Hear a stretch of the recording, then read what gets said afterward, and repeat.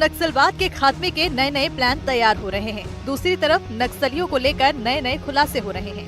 हाल ही में एक ऐसा खुलासा हुआ है जिसने सुरक्षा बलों को सोचने पर मजबूर कर दिया है कि वाकई में क्या नक्सलियों के खात्मे के लिए तैयार किए गए प्लान काफी हैं। हाल ही में खुलासा हुआ है कि सुरक्षा बलों के मूवमेंट पर नजर रखने के लिए नक्सली ड्रोन का इस्तेमाल कर रहे हैं। नक्सलियों के पास करीब 10 ड्रोन हैं, जिनकी रेंज 3 किलोमीटर है। चौंकाने वाली बात ये भी है कि नक्सली 2018 से इन ड्रोन्स का इस्तेमाल कर रहे हैं और सुरक्षा बलों को 8 सालों से इसकी कोई जानकारी नहीं थी।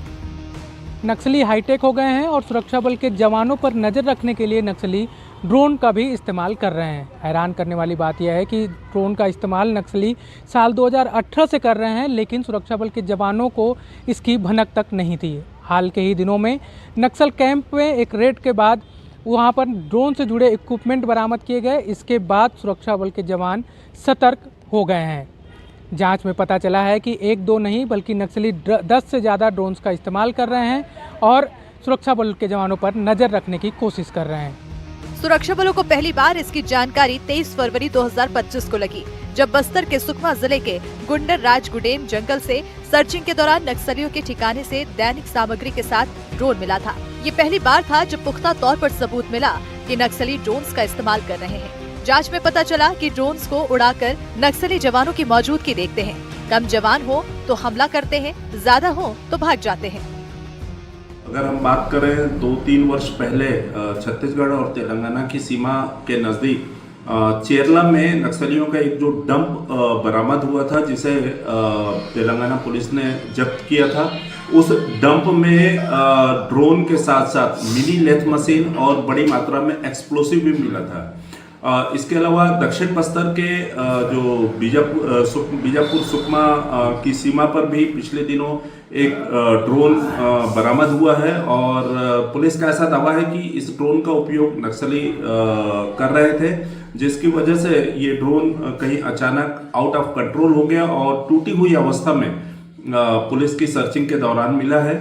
तो ड्रोन का उपयोग नक्सली लगातार जो है फोर्स के खिलाफ करते आए हैं और आज भी कर रहे हैं।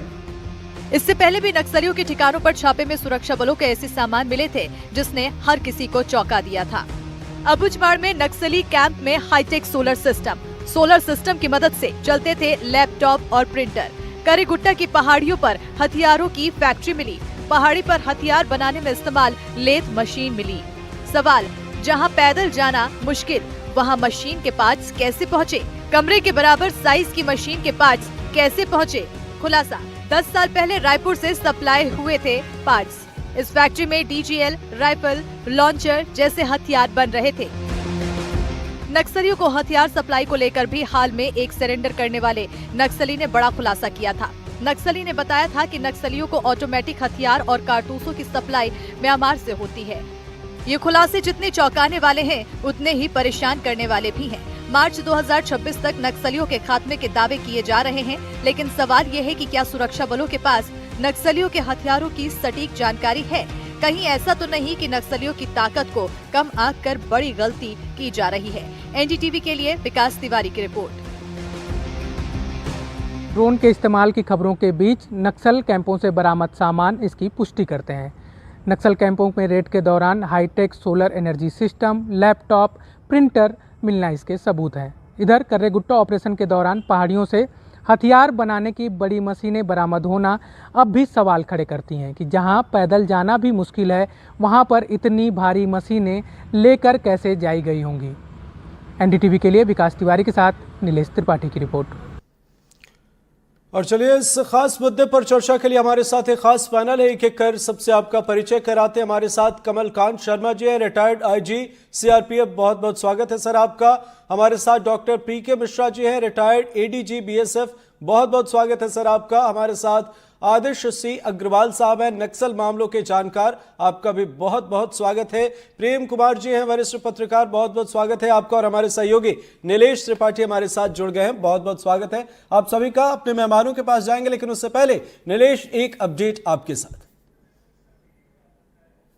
बिल्कुल, जिस तरह से लगातार नक्सल के ऊपर अटैक किए जा रहे हैं और नक्सल मोर्चे पर सफलता के लगातार दावे किए जा रहे हैं, वहीं दूसरी ओर जो सामान बरामद हो रहे हैं वो एक हैरान करने वाले भी हैं और चिंताजनक भी हैं कि आखिर बीहड़ जंगलों में जहां पर लोग आसानी से जहां चावल तक पहुंचा नहीं पाई है सरकार अभी तक वहां के लोगों के लिए, वहां के आदिवासियों के लिए, वहां पर इतनी हाईटेक सामग्री पहुंच कैसे गई है, इतने बड़े बड़े हथियार, इतने हाईटेक हथियार और हाईटेक लैपटॉप, प्रिंटर, डिवाइसेस जो कि इस्तेमाल किए जाते हैं वो कैसे पहुंच रहे हैं, ड्रोन का इस्तेमाल हो रहा है वो कैसे पहुंच रहा है, ये बड़ा ही चौंकाने वाली बात है। और जो सबसे बड़ी घटना है पिछले महीने हमने देखी कि 9 मई को जो एएसपी की आईडी ब्लास्ट में हत्या की गई थी, वो भी चौंकाने वाली बात थी कि किस तरह से सुकमा जिला मुख्यालय से महज कुछ दूरी पर ही, जहां पर अंदाजा भी नहीं लगाया जा सकता था आज की स्थिति में, जबकि इतना बैकफुट पर नक्सलियों को माना जा रहा है, वहां पर अंजाम दिया गया इस घटना को। तो ऐसे में नक्सली समस्या का जो टारगेट है, टाइम को लेकर जो टारगेट दिया गया है कि 31 मार्च 2026 तक खत्म कर दिया जाएगा, वहां तक क्या वाकई उस समय सीमा में पहुंच पाएंगे, ये अभी भी बड़ा सवाल बना हुआ है। और जिस तरह से लगातार हाईटेक होने की नक्सलियों के सबूत मिल रहे हैं वो चिंताजनक